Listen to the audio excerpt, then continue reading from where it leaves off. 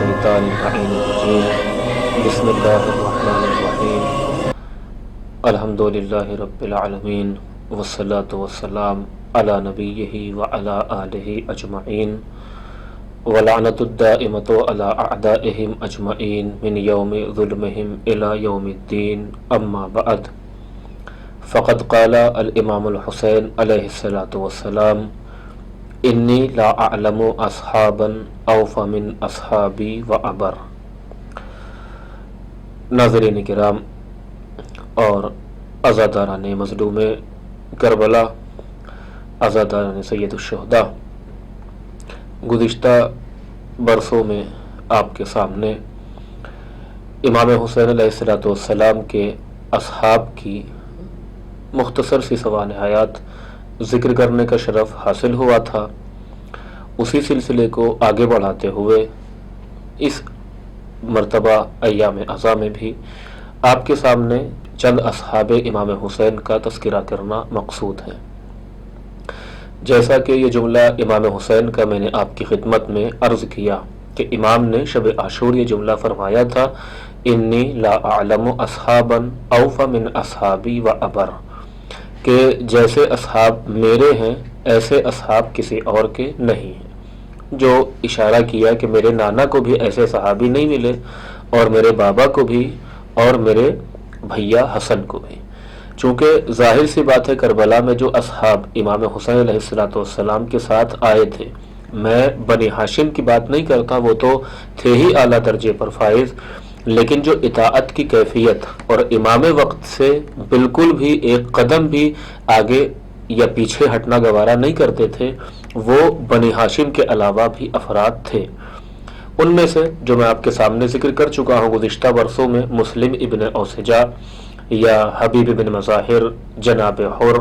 یا ہلال بن نافع، نافع بن ہلال، اور اسی طریقے سے اور جو دیگر بعض، جناب زہیر ابن قین، یہ معتبر اصحاب کا تذکرہ آپ کے سامنے کیا علیہم الرحمہ۔ اسی فہرست میں اور انہی محترم اصحاب جو صحابیت کی جنہوں نے حقیقی تفسیر کی ہے، جو واقعاً حقیقی مصداق ہے امام وقت کے صحابی ہونے کے اعتبار سے، اور جو اس شرف کو پہچانے ہیں کہ امامت کی صحابیت کا شرف کیا ہے، اسی فہرست میں ایک نام جو کربلا کے شہداء میں اصحاب امام حسین میں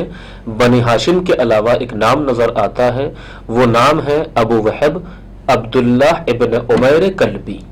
یہ جو ذکر کیا اس صحابی کا کربلا میں موجود تھے، امام حسین کے سامنے اپنی جان کو قربان کر دیا، امام حسین کے ہم رکاب ہو کر جہاد کیا۔ ابصار العین میں بھی ان کا تذکرہ ہے، اور اسی طریقے سے جو دیگر علماء نے کتابیں لکھی ہیں امام حسین علیہ السلام کے اصحاب کی سوانح حیات پر، ان دیگر کتب میں بھی ان کا تذکرہ موجود ہے، چاہے وہ فارسی زبان میں ہو یا عربی زبان میں ہو یا اردو زبان میں ہو۔ جو ایک معتبر کتاب میں نے آپ کے سامنے ذکر کی، ابصار العین، اس میں بھی ان کا ذکر موجود ہے۔ ان کے بارے میں ملتا ہے کہ ان کا جو نام تھا عبداللہ ابن عمیر ابن عباس ابن عبد ابن قیس ابن علیم ابن جناب الکلبی العلیمی، یہ جو قبیلہ اور عشیرے کے طور پر ذکر کیا جاتا ہے، آپ کے سامنے ذکر کیا الکلبی العلیمی، یہ ان کا نام ابصار العین میں موجود ہے اس تفصیل کے ساتھ، نسب کے ساتھ۔ یہ رہنے والے کوفہ کے تھے۔ کوفہ میں قبیلہ ہمدان کے کنویں کے پاس ان کا گھر تھا، اپنا ذاتی مکان تھا، اور یہ جو کوفے کی آبادی سے دور، یعنی جو باغات، کھجور کے باغات تھے، وہاں ان کا گھر تھا، یعنی کوفے کے جو باہر آبادی تھی، یعنی کوفے کی آبادی سے باہر کھجور کے باغات کے قریب تھا ان کا اپنا گھر، وہاں پر رہتے تھے یہ۔ اور ان کے ساتھ ان کی زوجہ جس کو مقاتل نے اور مورخین نے ام وہب سے تعبیر کیا ہے کنیت کے ساتھ، اور یہ نمر بن قاصد کے قبیلے سے تعلق رکھتی تھی۔ تو یہ شوہر اور زوجہ جناب عبداللہ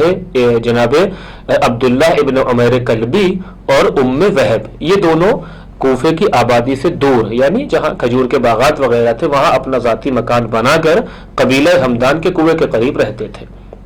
یعنی کوفہ کے۔ میں نے آپ کے سامنے ماہ رمضان میں غالباً 1440 ہجری میں ذکر کیا تھا کوفے کی تاریخ میں، کہ وہ کوفہ جہاں امام حسین علیہ السلام کے سفیر جناب مسلم کو بلایا گیا اور ان کے ساتھ دھوکہ دیا گیا۔ وہیں پر ایسے باوفا اصحاب بھی موجود ہیں جو کوفہ ہی سے امام حسین علیہ السلام کے ساتھ آ کر ملحق ہوئے اور امام کی اطاعت میں جہاد کیا، شہید ہو گئے۔ تو ان کا تعلق بھی کوفہ سے تھا۔ آپ کے سامنے ذکر کیا تھا مسلم ابن اوسجہ، حبیب ابن مظاہر، حتیٰ کہ جناب حر یا جناب زہیر ابن قین، یہ سب معتبر اصحاب کا تعلق کہیں نہ کہیں سے کوفہ سے جا کر ملتا ہے۔ اسی طریقے سے جناب عبداللہ ابن عمیر کلبی کا تعلق بھی کوفے سے تھا۔ مقاتل نے جب ان کی صفات اور خصوصیات کو بیان کی تو ایک جملہ ملتا ہے اصحاب امام حسین علیہ السلام کی سوانح حیات میں کہ کان بطلا شجاعا شریفا، کہ عبداللہ ابن عمیر کلبی یہ بہادر تھے، سورما تھے اور شریف النسب تھے، یعنی با اخلاق تھے، شریف تھے۔ یہ ان کی خصوصیت مؤرخین نے بیان کی۔ شیخ طوسی علیہ الرحمہ نے ان کو اصحاب امیر المومنین علیہ السلام اور اصحاب امام حسین علیہ السلام میں شمار کیا ہے۔ کس نے؟ شیخ طوسی نے، کہ یہ ان کو امیر المومنین علیہ السلام کی صحابیت کا شرف بھی ملا اور اسی طریقے سے امام حسین علیہ السلام کے صحابی ہونے کا شرف بھی ان کو ملا ہے۔ اور اس قدر ان کا جو جسمانی حلیہ جثے کے اعتبار سے مورخین نے بیان کیا کہ گندمی رنگ تھا، اور ان کی جو مضبوط کلائیاں اور چوڑی پشت، یہ ان کی خصوصیت، ایک جثہ جو بیان کیا، اور اسی ان کے جسمانی ہیکل اور حلیے اور شجاعانہ کیفیت کو دیکھ کر امام حسین نے کربلا میں کہا تھا کہ یہ جنگ آزمودہ شخص ہے، یہ جنگ آزما اور اسی طریقے سے بہادر شخص ہے۔ یہ جملہ کہہ کر امام نے ان کو اجازت دے دی تھی جہاد کرنے کی۔